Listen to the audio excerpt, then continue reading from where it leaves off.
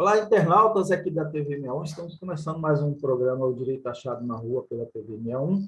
E, novamente, aqui com o professor Gladstone Leonel. A gente já fez uma gravação com ele, que a gente tratou do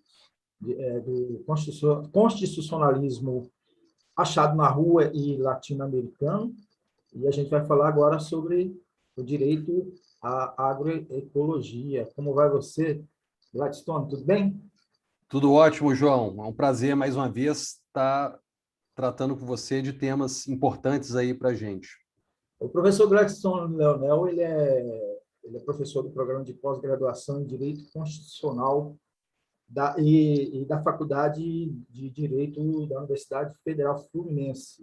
Ele é pós-doutor em Direitos Humanos e doutor em Direito pela Universidade de Brasília, UNB, com estágio doutoral na Universidade de Valência, na Espanha.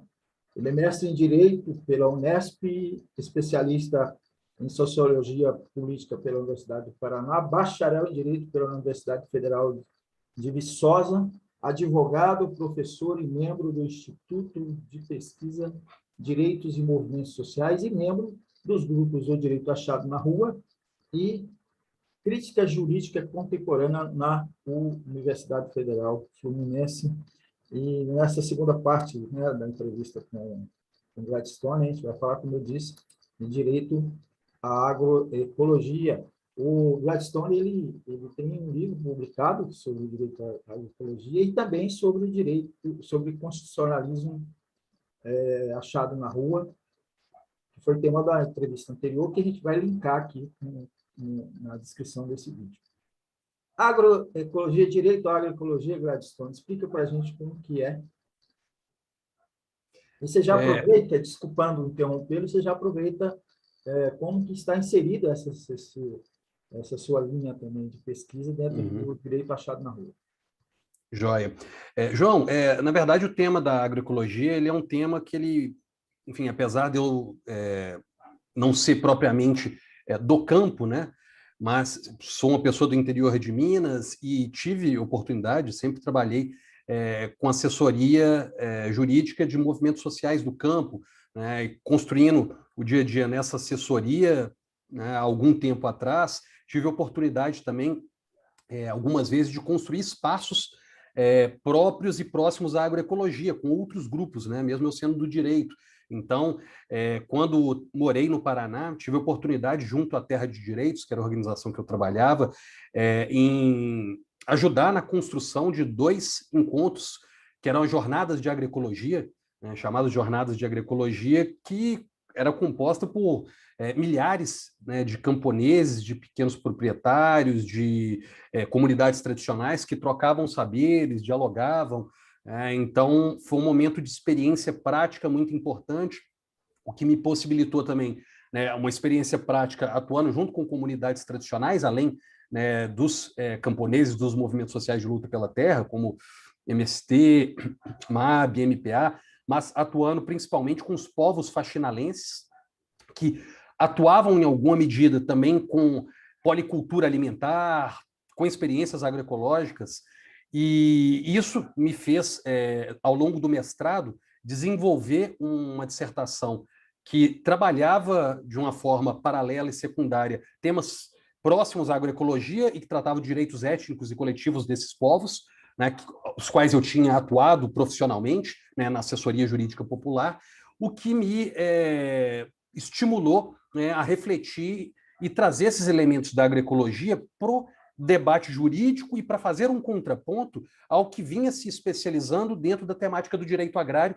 que é um direito ao agronegócio, que é um modelo muito próprio e que me parece que a agroecologia ela vem como um contraponto. Então, a partir do momento que eu trago isso, né, para uma formulação dentro do direito, o que eu estou buscando é justamente fazer esse uso político, né, do termo dentro do direito, desse tema dentro do direito, para fazer, de fato, um enfrentamento. Né? Então, quando eu falo em agroecologia, né, o que eu estou trazendo como elementos? Né? Vou trazer 5 aqui, básicos, que eu acho que nos ajuda a compreender um pouquinho, né, o que a gente está falando quando a gente traz o debate do direito junto. Primeiro, falar em agroecologia, falar em alimento saudável. Então, é alimento sem agrotóxico, sem transgênico, que nos garante segurança alimentar. Segundo, Falar em agroecologia também é falar em alimento barato, alimento que é voltado para o mercado interno, não é uma commodity para exportação, é voltado para a alimentação das pessoas, difere do orgânico, porque não necessariamente vai ser aquele que é voltado para um nicho de mercado, mas é voltado para as pessoas de uma forma geral, para garantir a soberania alimentar. Um terceiro elemento, é um alimento produzido com respeito ao trabalhador e à trabalhadora, então sem exploração deles mesmos e a partir de uma produção própria. É o alimento, em regra, né, como quarto elemento, produzido em pequenas propriedades ou comunidades, então ele não se associa ou ele não é possível de ser estabelecido a partir de uma estrutura latifundiária, como a estrutura do nosso país atualmente. E como quinto elemento, me parece que é um alimento, entre aspas, consciente, a partir do momento que, para ele ser produzido, é fundamental respeitar o meio ambiente e dialogar com outros saberes, não simplesmente os saberes acadêmicos, universitários, mas os saberes comuns, os saberes que são passados de geração em geração pelas pessoas, que vai para além do cientificismo. Então, por isso, me parece que é muito importante a gente fazer esse debate da agroecologia e casar o debate do direito junto à agroecologia. Muito bom. Se você me permitir, eu queria fazer um link, né, nessa nossa conversa com o que nós conversamos anteriormente, né? Primeiro, reforçar que essa é uma resistência também, né?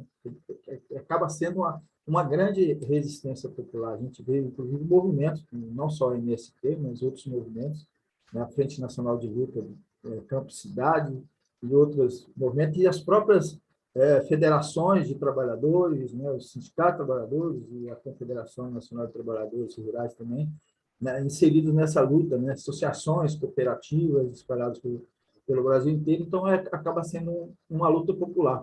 E no plano mais abrangente aí é a contraposição, né, a luta contra o latifúndio, né, e a reforma agrária é um tema que está um pouco deixado de lado, né, não se fala muito, né.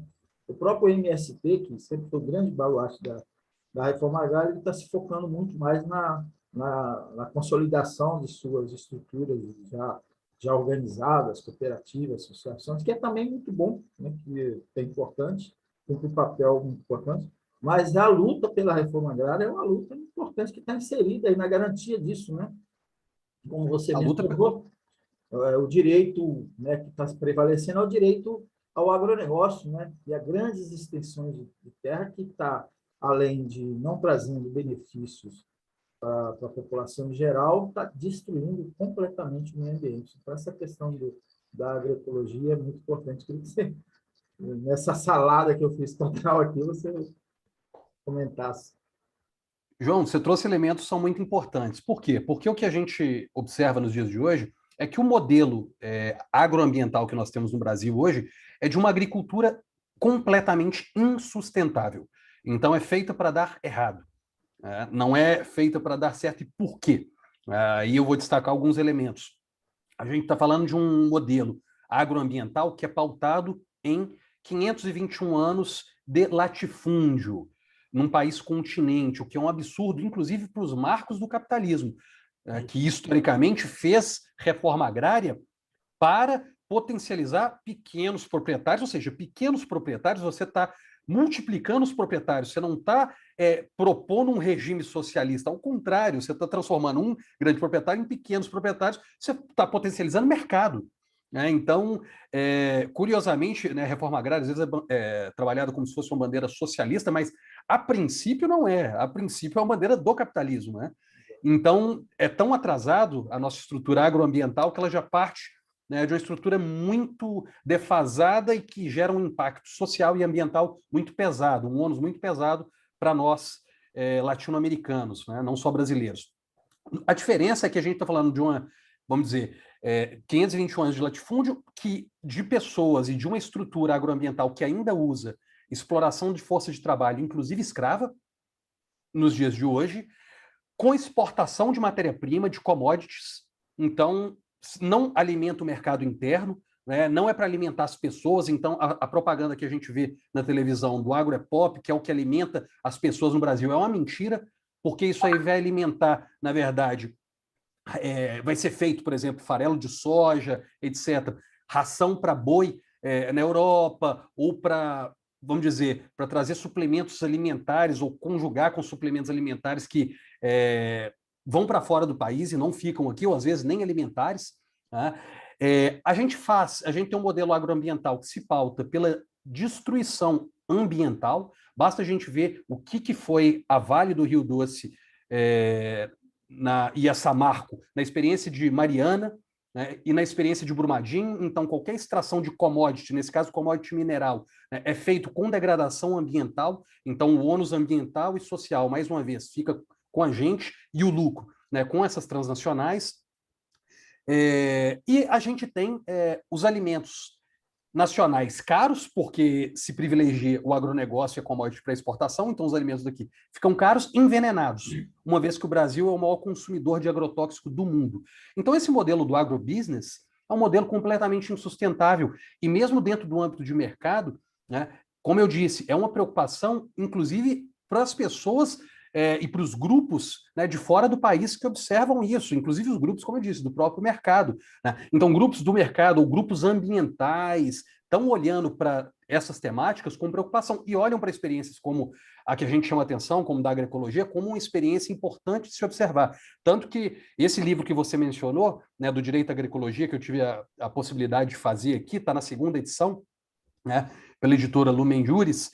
Eu tive a oportunidade de publicar ele em inglês e fazer o lançamento, convidado por uma organização belga, pela Fern, no Parlamento Europeu, em Bruxelas, justamente por ressaltar, eles entenderem da importância, né, em realizar um contraponto em um cenário que eles viam como preocupante. Isso foi, se eu não me engano, em 2018 ou 2019, acho que 2018. Então, imagine agora, né, com o aprofundamento desse governo, em que não se respeita as florestas, Pantanal, floresta amazônica, se aprofunda as desigualdades, se aprofunda um modelo agroexportador que não tem qualquer comprometimento social ou ambiental. Então, essa bandeira da agroecologia é uma bandeira, me parece, necessária para a gente conseguir, né, manter preservado minimamente nossas vidas, né, para as próximas gerações aí, não tem outra escolha. Exatamente. Um modelo de cultivo, né, da terra, né, de aproveitamento da terra que faz muito esse contraponto. Gladson, você estava falando aí, eu estava aqui lembrando, né, eu morei em Mato Grosso muitos anos, 19 anos morei em Mato Grosso, trabalhei muito lá em Mato Grosso, fiz muita reportagem sobre a questão dos conflitos agrários, né? O avanço, cheguei praticamente já nesse avanço aí da fronteira, da chamada fronteira oeste, né? A conquista ali do Cerrado mato-grossense, mas além da destruição do Cerrado, né? Que muita gente fala na Amazônia, mas a destruição do Cerrado ela é terrível, né? O Cerrado brasileiro está praticamente todo destruído. Você percorre 300, 400 quilômetros nas rodovias de Mato Grosso e você só vê plantação de soja, plantação de milho, plantação de algodão, enfim, essas grandes extensões de plantação destruindo. Mas está avançando muito para a Amazônia. E está acontecendo eu sempre trato isso quando o tema vem aqui com os entrevistados, está acontecendo alguns fenômenos, né? Além da histórica agressão que o latifúndio faz com os pequenos proprietários, que é a agressão armada, né? O enfrentamento armado, que, aliás, desculpa mais um parênteses aqui, que, aliás, se aprofunda com esse governo Bolsonaro, está totalmente... eles estão totalmente armados, estão mesmo, não é retórica nenhuma, né? É concreto isso. Além disso tudo, o latifúndio, o agronegócio, utiliza de elementos aí devastadores, como pulverizar, inclusive com elementos químicos que foram utilizados, né, na guerra biológica no Vietnã, né, na biológica não, na guerra química no Vietnã, como chamado agente laranja, contra essas comunidades. Né? Você tem acompanhado isso? É curioso você falar do Cerrado, né, João? Que eu tive a oportunidade também de morar muito tempo aí em Brasília, né? E é isso, né? Muito pouco se fala da devastação que acontece no Cerrado, né? Então é importante a gente destacar isso também como sendo uma pauta fundamental. Mas essa utilização desses agroquímicos aí, né, que você diz, ele se dá de uma forma completamente desproporcional, né, no Brasil. Então, fazer o debate do agronegócio é muito importante, principalmente porque esse governo ele busca, inclusive, de todas as formas, flexibilizar a legislação que já é extremamente flexível, né, através de uma PL, que é a PL 6299 de 2002, que é chamada PL do veneno. E o que essa PL vem trazer, né? Ela vem, por exemplo, facilitar registro, utilização e armazenamento de mais agrotóxico, né, do que já é utilizado. Em vez de chamar agrotóxico, não vai poder chamar não, viu, João? Vai ser defensivo fitossanitário, para a Isso. gente achar que não está, né, vamos dizer, mudou de nome, então quer É, dizer que não faz mais os mal. eufemismos aí, né? Porque antes era defensivo agrícola, né? Agora Não, é uma forma, na verdade, de conseguir cativar a narrativa, né? Mesmo matando as pessoas. Né? Aí, além disso, eles estão prevendo uma mudança, né, aos moldes do que aconteceu com a CTN Bio, mudar para o que seria o CTN Fito, que seria uma Comissão Nacional de Fitossanitária, que juntaria o que antes demorava para liberar um agrotóxico, passar pelo IBAMA, Anvisa, pelo Ministério da Agricultura, já passava só por esse órgão e já estava liberado, né, um super órgão regulador. Então, é muito preocupante, porque o que a gente vê no Brasil é que a maioria dos agrotóxicos, ou boa parte dos agrotóxicos que são liberados aqui, eles são proibidos em outros países. São proibidos na Europa, são proibidos em vários países, e a forma de utilização é uma forma completamente desregulamentada, vamos dizer, quase desregulamentada, porque não tem fiscalização, e quem sofre isso são os povos, comunidades tradicionais, etc. Então, quando eu dou uma aula sobre trabalhando o agrotóxico, né? Tem umas fotos que eu tenho, que eu peguei a partir do material do professor Pignatti, que é professor da Federal do Mato Grosso, né, médico, e o professor, peguei, se eu não me engano, no material dele, uma foto que tem um avião, né, com agrotóxico despejando em cima das aldeias chavantes. Né, em cima da aldeia chavante, ele se despejando vamos dizer, agrotóxico na lavoura próximo, mas passando também em cima da aldeia chavante, assim, né, independente do impacto dessas pessoas, que causa nessas pessoas um impacto direto, né, fora, né, água contaminada, fontes de água doente, contaminação, vamos dizer, do plantio, né? Enfim, é uma situação muito complicada, de um custo socioambiental imenso, né? E o pior, você que já morou no Mato Grosso, talvez saiba dessa experiência, mas Sorriso, no Mato Grosso, é conhecido como a capital, né, do agronegócio por conta da produção de soja, não é? exatamente. Se eu não me engano, é isso, né? E não sei se você sabe, João, mas em abril de 2017, e aí é colocado como carro-chefe, como, vamos dizer, a força econômica, né, do agronegócio, a potência econômica. Mas imagine, a cidade que é considerada uma potência econômica em razão do agronegócio, em abril de 2017, o governador queria fechar o hospital por falta de pagamento. Então, tem dinheiro, mas não consegue manter um hospital público, né? E só não conseguiu porque a população impediu. Então, é um discurso falso, é um discurso que tem que ser denunciado, porque, sabe, o que as pessoas estão recebendo, né, em troca, né? E aí esse exemplo, eu acho que escancara isso para a gente, né? Então, é uma coisa que a gente tem que se preocupar, sim. Exatamente.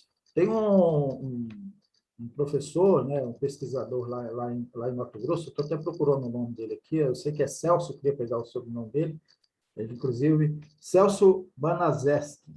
Ele, inclusive, escreveu um livro sobre isso, em que ele trata dessa questão do agronegócio, porque é uma falácia que o agronegócio contribui para o desenvolvimento do país, porque você tem a Lei Candir, que ela favorece essa exportação, não deixa um centavo de contribuição fiscal nos municípios. Então, ele mostra isso com o estudo dele, ele mostra que você tem cerca de 10 municípios, entre eles Sorriso, que são municípios que experimentam um certo desenvolvimento, mas a maioria dos 141 municípios de Mato Grosso vive na pobreza.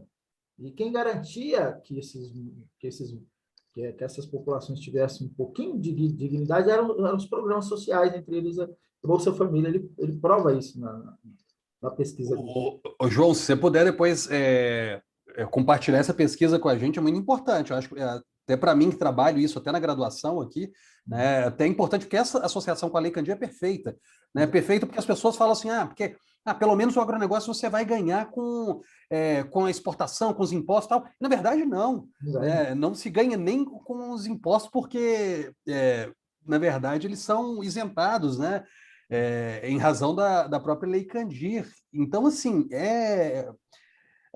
assim, é isso, é uma narrativa completamente, sabe, que ela tem que ser desmascarada, né? A gente é muito refém dela, né? E assim, fora, né, João, fora o que acontece com o bioma, por exemplo, em algumas regiões de aplicação de agrotóxicos, se observa mudanças na genética, por exemplo, de anfíbios, de determinados de peixes, mortandade de peixe, anfíbio nascendo com os membros diferentes, né, tamanho da perna. O professor Pignatti tem experiências nesse sentido, né? Então, mexendo nas pessoas e a contaminação dos seres humanos. Em Lucas do Rio Verde, se eu não me engano, que, se eu não me engano, é no Mato Grosso também. Mato Né? Grosso, exatamente. Fizeram uma pesquisa e todas as mães que estavam amamentando crianças no leite materno tinham agrotóxico, alguma substância, todas as mães. Então, assim, sabe, estamos envenenando as próprias crianças, né? E o que tem em troco, o que tem de volta? Né? Então é uma coisa muito perigosa, uma vez que a gente vê uma escalada, um aumento, na verdade, da liberação, né, desses agrotóxicos e uma não fiscalização.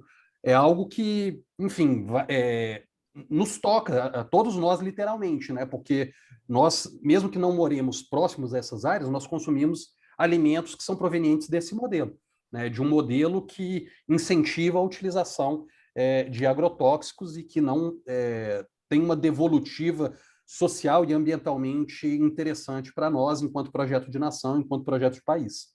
Exatamente. E um outro detalhe em relação a essa questão do avanço do agronegócio, né, que eles estão, e aí você mencionou a foto que o Pignatti compartilhou com você, que a pressão sobre as reservas indígenas, né? No caso aí do Chaban, que você mencionou, provavelmente ali de Sangradouro, que fica no município de Primavera do Leste, que é um dos maiores produtores de soja ali.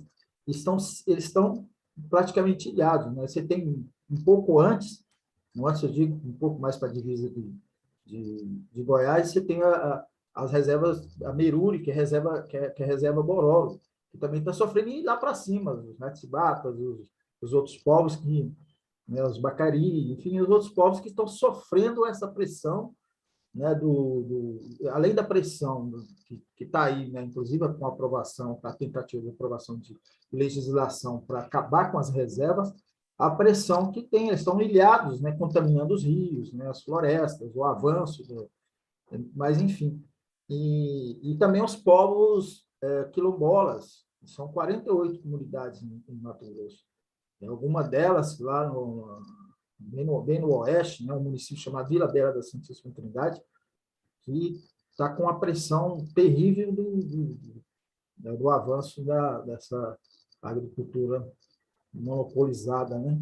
Mas, Gastão, vamos voltar aqui. Você mencionou no início que você fez esse trabalho, né, como advogado e como pesquisador, né, dentro da sua experiência apoiando movimentos, iniciativas aí da agroecologia. Vamos falar de coisa positiva, né? Essa resistência existe, né? Você tocou num ponto que acho que é importante também a gente destacar aqui, porque você tem um nicho de mercado para o orgânico, que deve ser, inclusive, certificado, mas você tem uma grande produção de produtos agroecológicos, né, no país, que é essa resistência. Vamos falar dessa resistência, de como que está isso, desse lado positivo dessa resistência, para encerrar aqui nossa conversa.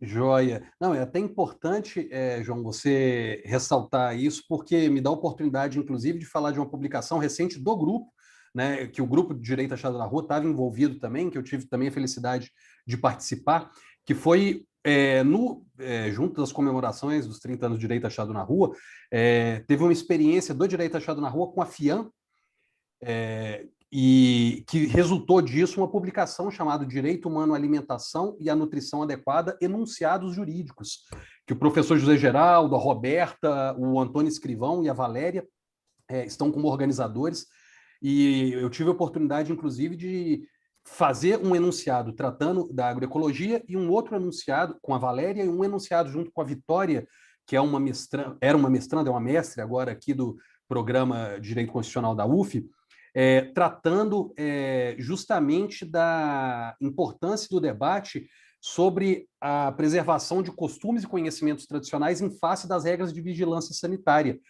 Porque é justamente isso, né? Os pequenos, eles são sufocados em razão de regras que muitas vezes são estabelecidas e não respeitam minimamente, né, vamos dizer, a dinâmica própria e cultural, né, do seu estabelecimento alimentar, né, da sua segurança alimentar. Então, são temas que são importantes e que essa resistência ela se dá, né, desde os marcos da sociedade civil organizada, através, seja de iniciativas como a da FIAM, do direito achado na rua, como dos próprios movimentos sociais, que fazem essa resistência ativa, né? Eu moro aqui no Rio de Janeiro e, por exemplo, eu consigo comprar, vamos dizer, fazer minha feira, né, através de um programa de iniciativa do Movimento de Pequenos Agricultores, né, que trabalham, que trazem aqui o produto agroecológico, etc. Então, assim, hoje tem algumas iniciativas que é importante a gente fortalecer essas redes, né, mas, obviamente, essas redes e esse fortalecimento ele não pode se dar simplesmente nesse espaço ou para a nossa alimentação, etc. A gente tem que apoiar, inclusive, a luta política e o projeto político que está por trás.